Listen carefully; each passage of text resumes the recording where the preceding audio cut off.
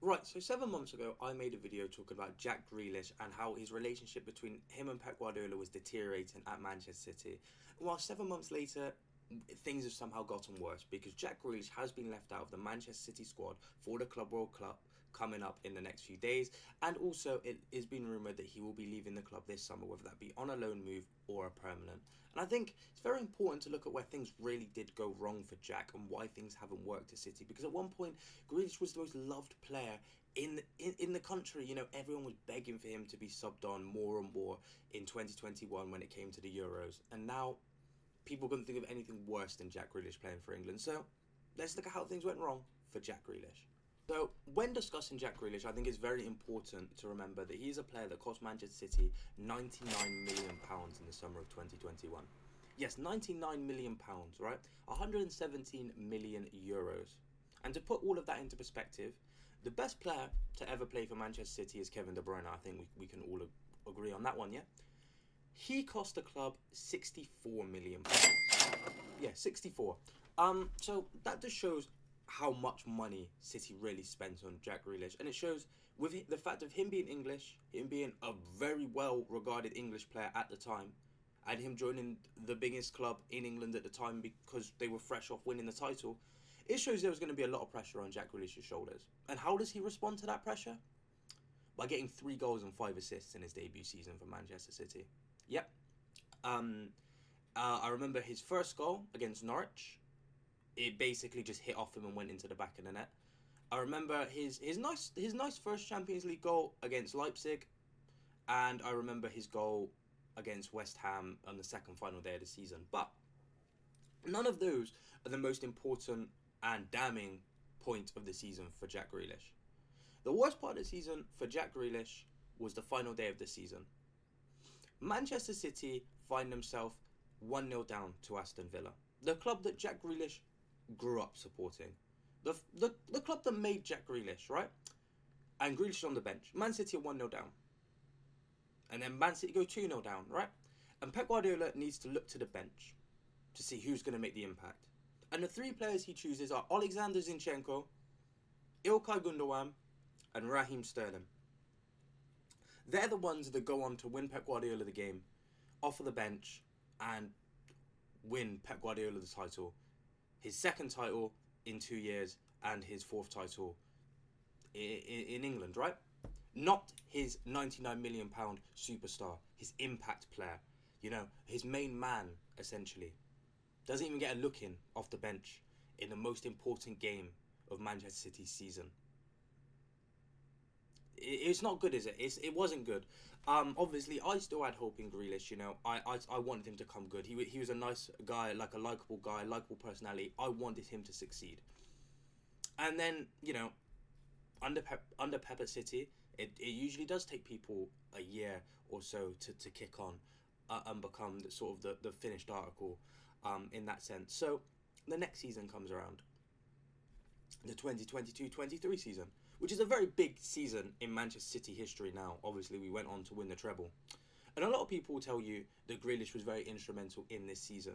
And, you know, on one hand, you have to agree to that, because there are only 2 players from the main starting 11, like the starting squad, not the 11, but like the main squad, but I can think that didn't have a huge hand in City winning the treble. And that's João Cancelo and Calvin Phillips.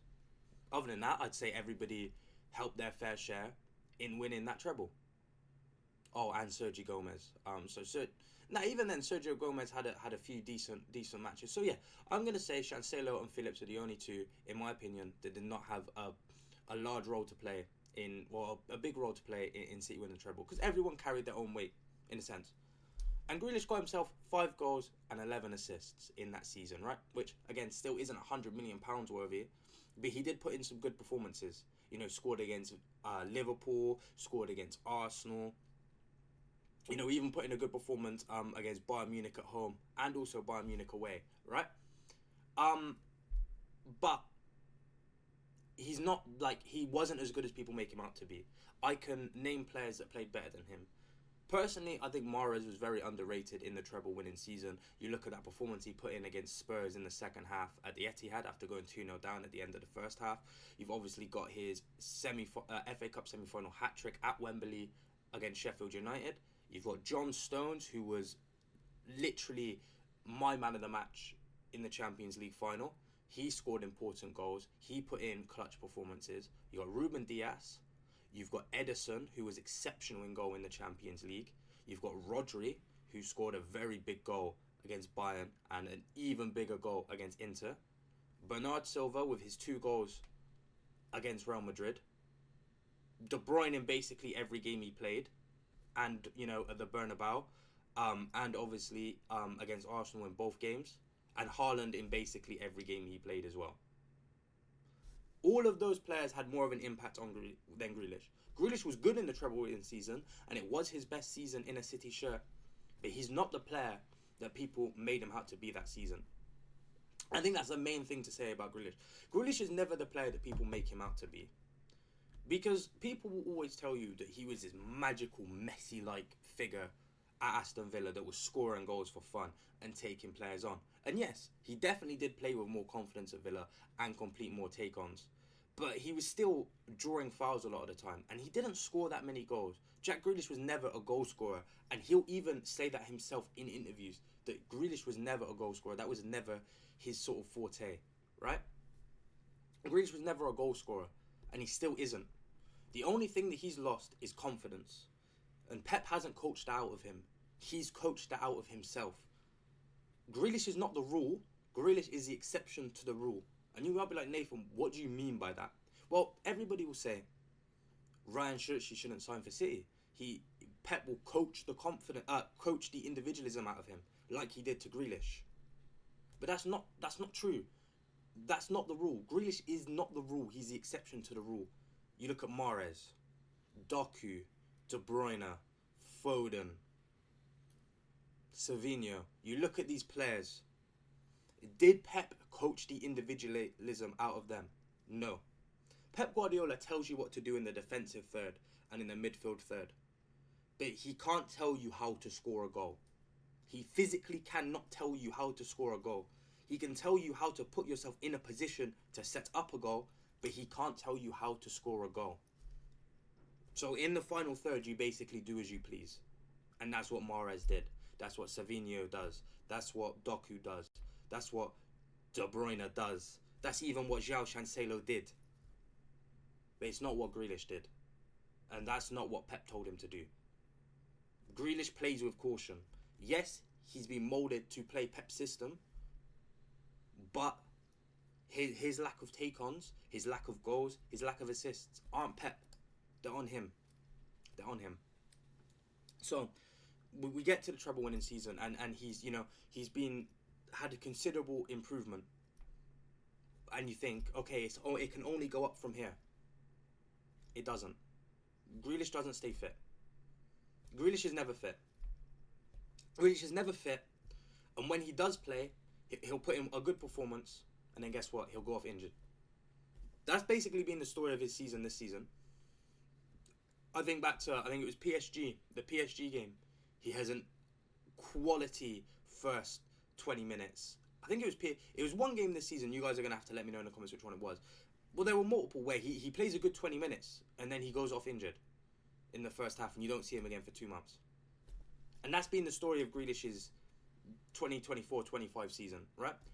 And then when Ambon Nahor talks about him on TalkSport, Grealish loses his head a little bit and goes in the comments and says, what do you want me to do, score a hat-trick in 20 minutes?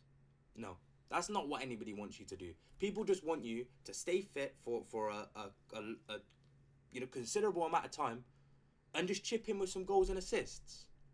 And then he also says, I've scored in my last 3 appearances that lasted over 45 minutes. The key being over 45 minutes. Let's also add on to that one of those goals was a penalty against Salford in the FA Cup, right? But let's go back to the main point. Oh, that lasted over 45 minutes, which feeds back to my thing of he's not fit. He's not fit. Because when was that Salford game? That was a good few months ago. And that was in one of his last 3 appearances that lasted over 45 minutes. It shows that he can't stay fit. But when he's having these injury struggles, are you seeing him in the gym? Are you seeing him in training? No, you're seeing him out on the lash. You're seeing him out on the lash. And yeah, he can do whatever he wants. He can enjoy his time off of the football pitch however he wants. But am I seeing that as a guy that's taking his career seriously and wanting to succeed at the top level? That's not what I'm seeing. I'm seeing it as somebody that won the treble and lost all motivation to play for City because he won the lot. That's what I'm personally seeing. And that's why I think it's time for Grealish to go. I think Grealish has to leave the club, go somewhere else, find his confidence again, become the main man at another club, and just become happy playing football again. Same as Calvin Phillips. I just want them to go and succeed.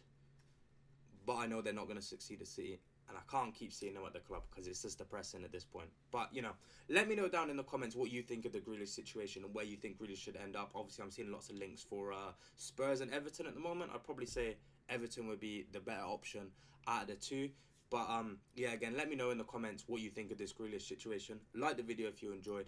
Like the video if you think that Grealish should leave City. And obviously, subscribe to the channel if you haven't already. We're still trying to reach 1,000 subscribers. And, you know, all your support is very much appreciated. All of your likes help push my videos in the algorithm so I can reach a broader audience. And, you know, I appreciate it a lot. But with all that being said, I've been Nathan. I'll see you in the next one. Peace. Shut down cases, they belly dots to the can't see faces. Chasing to the bad guy, chase it. You don't wanna be the one like Ace and like G takes and turn him out wasted. Aye, tell a bad bitch come break it. Body come mad, come shake it. Shit then, get back to the basics. Bro, done shut down cases. They belly dots to the